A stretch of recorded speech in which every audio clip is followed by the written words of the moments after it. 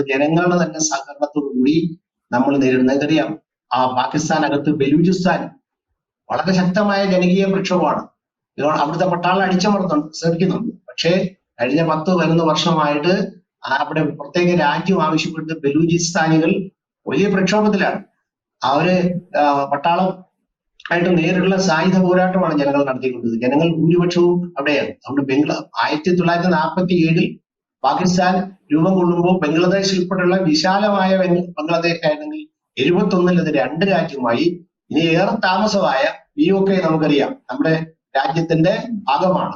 Indian parliament അംഗീകരിച്ചിട്ടുള്ള കാര്യമാണ്. POK എന്ന് അവരെ പുറത്തു പോകണമെന്ന് പറഞ്ഞിട്ടുണ്ട്. അതുകൊണ്ട് POK നമ്മുടെ രാജ്യത്തിന്റെ ഭാഗമാവും.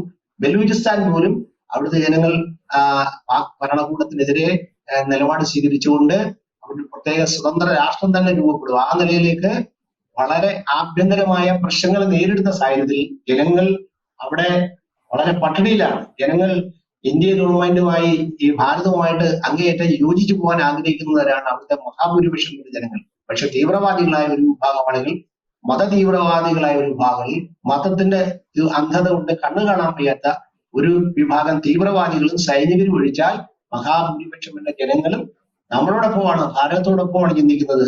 നമ്മളുമായിട്ട് നല്ല ബന്ധം തുടരാനാണ് ആഗ്രഹിക്കുന്നത്. അതുകൊണ്ട് ആ രാജ്യത്തെ ജനങ്ങൾ അവിടുത്തെ മിലിറ്ററി ഭരണകൂടത്തിനെതിരെ, പട്ടാള ഭരണകൂടത്തിനെതിരെ ജനങ്ങൾ അണിനിരക്കും. ആ അണിനിരക്കുമ്പോൾ ഈ ഇന്ത്യയുമായിട്ടുള്ള യുദ്ധത്തിന്, ആക്രമണത്തിന് അവര് രംഗത്ത് വരും. അതുകൊണ്ട് നമ്മുടെ ഇടപെടൽ മാത്രമല്ല, അവിടുത്തെ ജനങ്ങളും ആ ഭരണകൂടത്തിനെതിരായിട്ട് ജനങ്ങൾ സടകുടഞ്ഞ് എണീക്കുന്ന സാഹചര്യം വരുമ്പോ അവര് ഇന്ത്യക്ക് മുമ്പിൽ മുട്ടുമടക്കേണ്ടി വരും.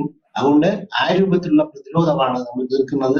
കൂടുതൽ വാർത്തകളും വിശേഷങ്ങളും നിങ്ങളിലേക്ക് എത്താൻ ABC മലയാളം സബ്സ്ക്രൈബ് ചെയ്യുക, ബെൽ ബട്ടണും അമർത്തുക.